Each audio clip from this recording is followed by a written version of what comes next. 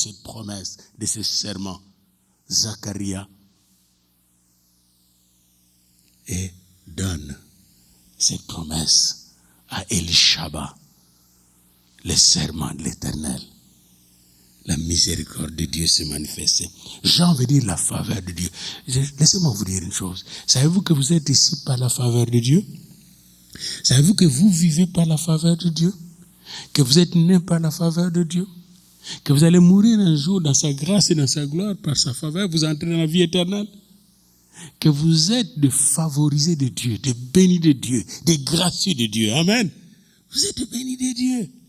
Alors, Jean était appelé pas Zacharie comme l'autre. On ne pouvait pas avoir le même nom comme ça. Non, il fallait un nom qui vient compléter. Vous voyez, Dieu se souvient de quoi?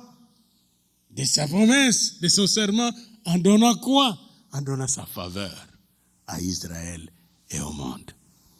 Alors, et là, quand Élisabeth a donné ce nom, tout le monde a dit, mais voyons donc, Élisabeth, on n'a jamais eu quelqu'un qui s'appelle Jean dans votre famille.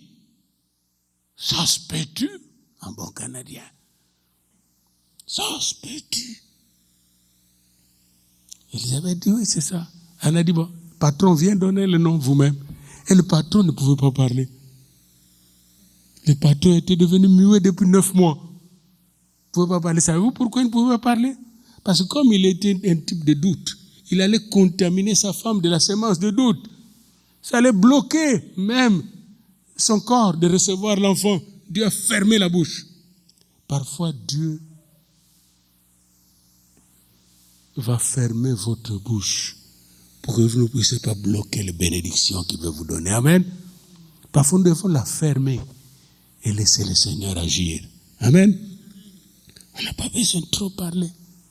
Comme aujourd'hui, nous n'allons pas trop parler. Et quand Zacharie faisait des gestes, on lui a dit, donnez-lui des tablettes. On lui a donné des tablettes. Et Zacharie est venu écrire sur les tablettes, Jean est son nom. La Bible nous dit, au verset 64, et c'est le deuxième point, la bouche, au même instant, la bouche de Zacharie s'ouvrit, sa langue se délia, et il s'est mis à parler en bénissant Dieu. Il est libéré, parce que les doutes se sont enfouis. Maintenant, c'est un homme de foi. Amen. Et quand vous ouvrez votre bouche, bénissez Dieu. Dites à votre ami, bénissez Dieu. Bénissez le Seigneur. Bénissons le Seigneur. C'est pourquoi j'ai beaucoup aimé la louange ce matin.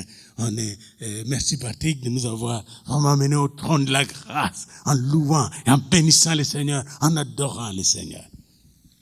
Zacharie s'est mis à louanger le Seigneur, à magnifier le Seigneur.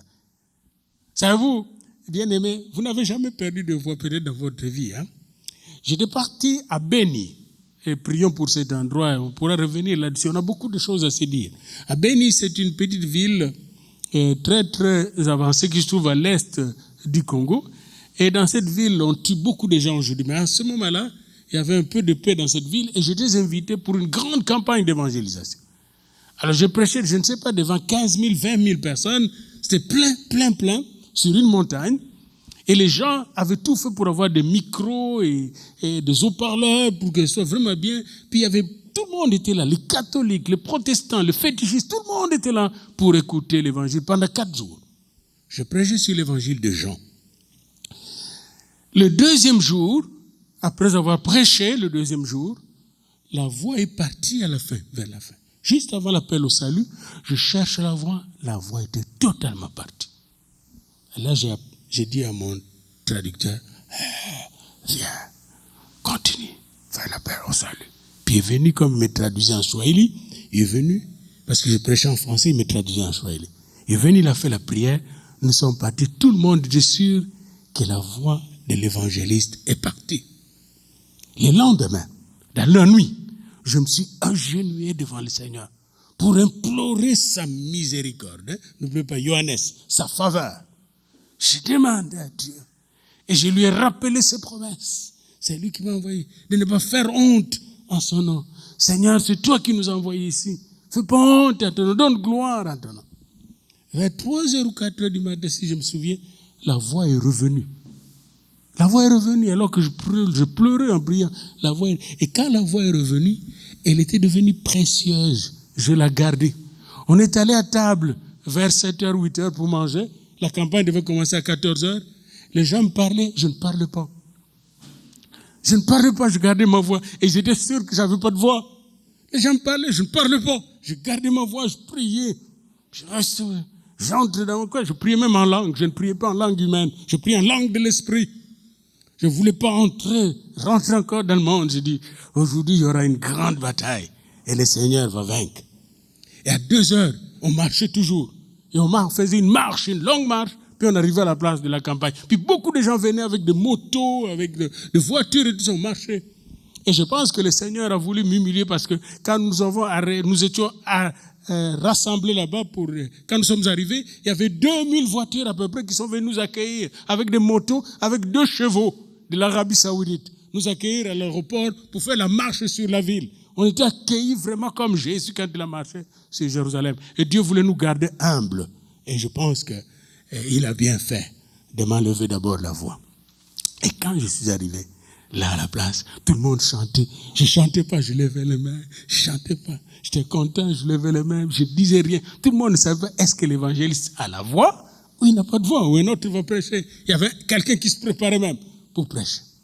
Et dès que mon temps est arrivé, je me suis mis debout, tout le monde a regardé. Puis je commençais à prêcher. J'ai entendu le cri de tout le monde. Ce que je ne savais pas, c'est que Dieu avait fait ce miracle pour une raison. Je prêchais peut-être 15 ou 20 minutes. Après, je fais l'appel au salut. Et c'est un appel pointu.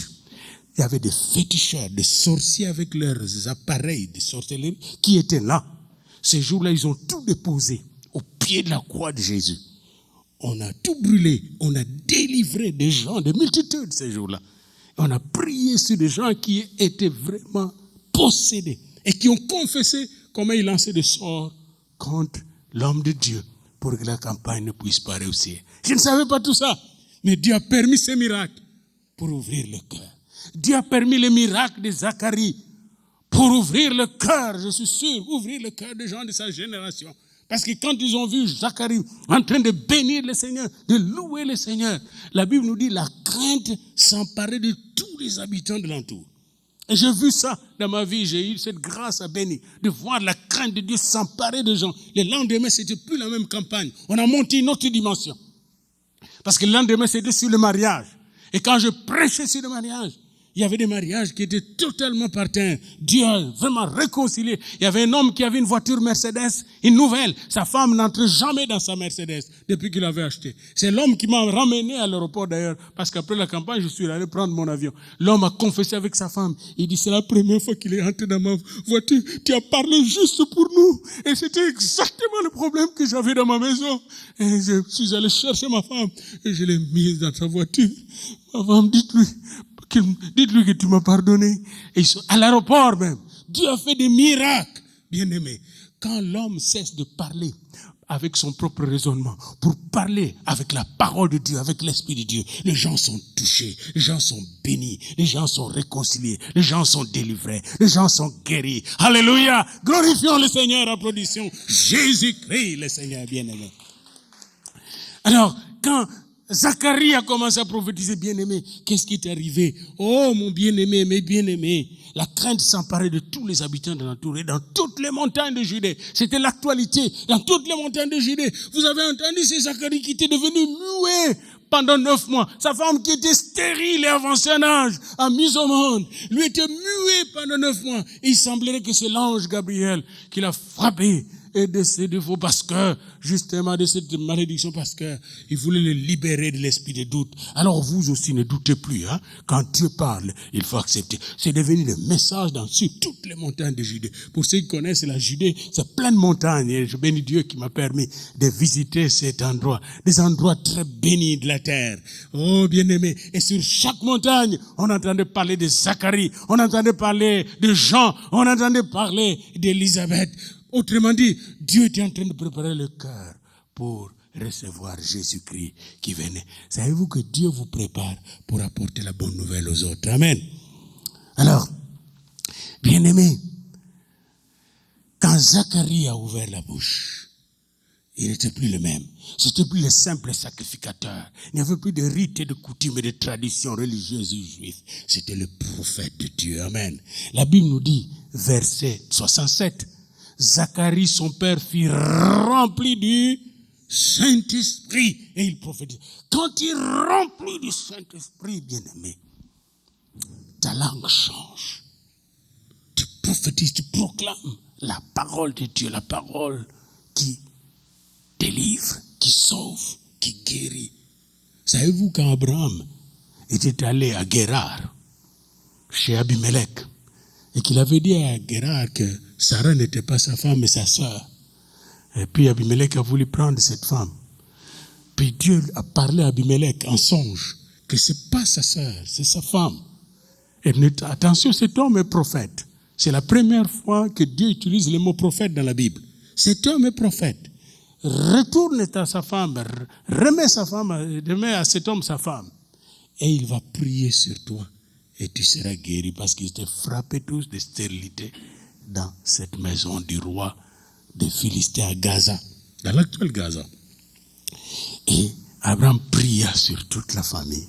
Et cette famille fut guérie. Le prophète apporte aussi la guérison. Amen. Le prophète apporte la délivrance. Et ici, vous allez entendre la prophétie de Zacharie en deux temps.